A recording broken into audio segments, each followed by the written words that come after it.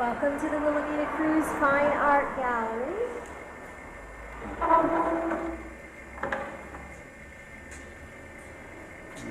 I see you've noticed our largest work. This piece is obviously the 365,000-pound gorilla of the show.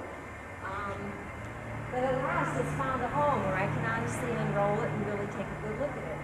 A unique piece inspired by my visit to the Marquis of Bath in his home at Longleat.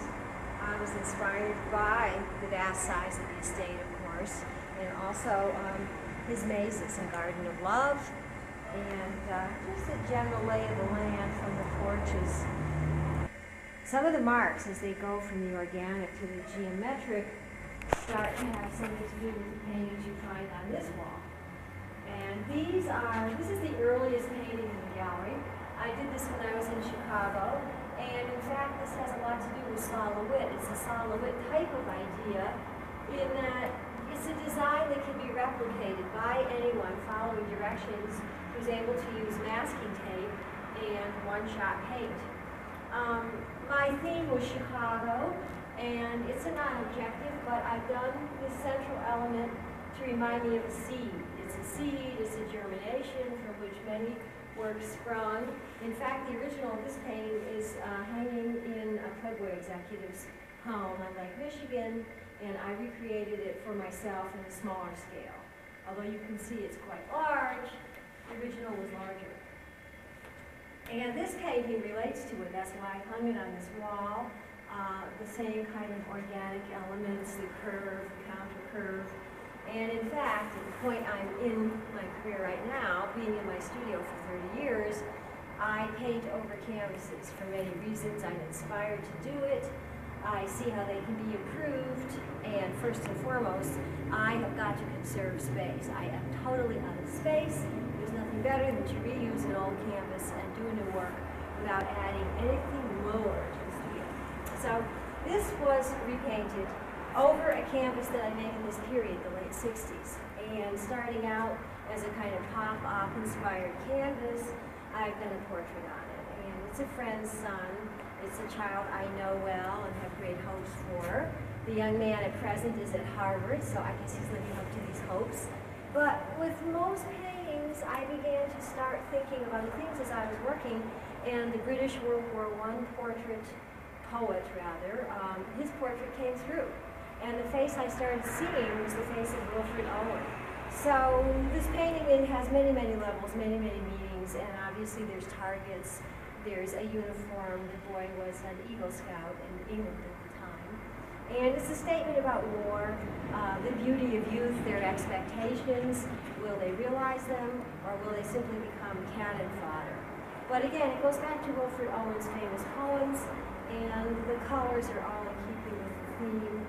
And I'm very delighted to see it hanging next to his Mautrex painting after all these years. So this painting was painted this year, 30 years after this painting.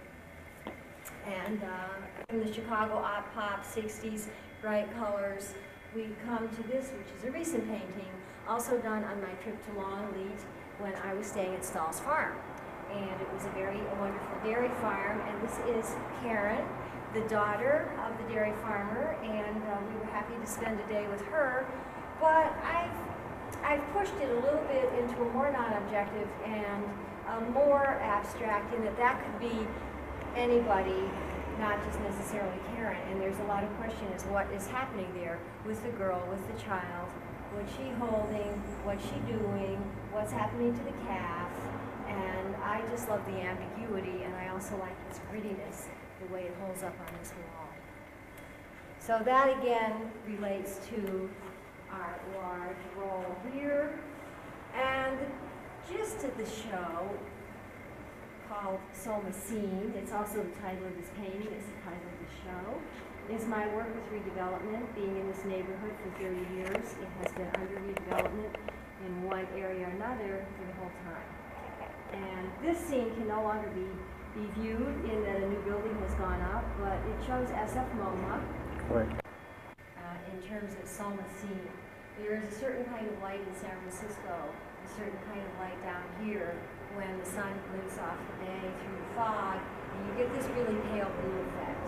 This is SF Moma, kind of a sideways glance of it, a little bit of 3rd Street, tremendous redevelopments going on in the area for those who are here. And this is the key painting to the show. It does show the redevelopment in the area, but mainly it shows a certain light that this area almost always experiences. It's not bright light, it's a gray, foggy light, and a few details are usually picked out once there's a break in the clouds. That's what this is about. Moving down here, this painting is entitled No Trees for the Roof. At one time, it was part of Soma scene, but the two paintings fought hardly together and I had to separate them. No Trees for the Roof refers to a real incident in which the museum was actually going to plant around the skylight on the roof, and it didn't happen. So the little trees down below and the black obelisk all refer to that. Again, it's under that blue light. Freegal shows not just the destruction, but the construction going on down here. Someday this will be another housing or live-work loft development. Right now, it also shows that blue light. I love the telephone pole because I really like to see the grain of that wood, chestnut wood, which is easy to get north. Tanks, the blue sky,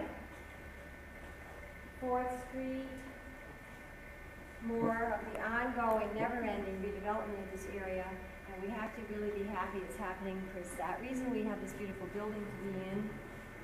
Another museum painting showing the natural anxieties, hopes, and fears of any artist with the local museum.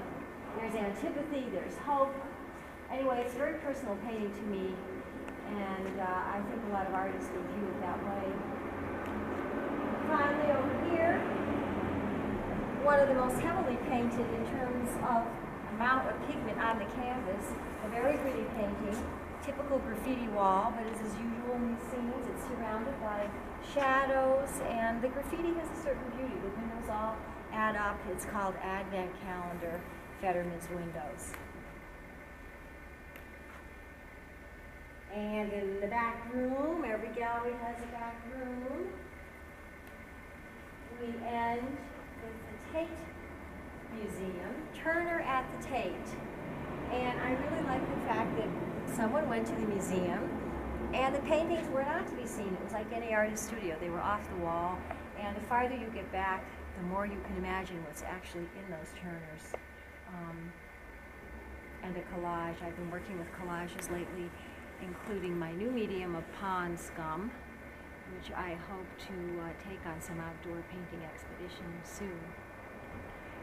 So this represents 25, 30 years worth of work down here in Soma, and I will go back and do some more, probably repaint some of these very paintings that you've seen right here today.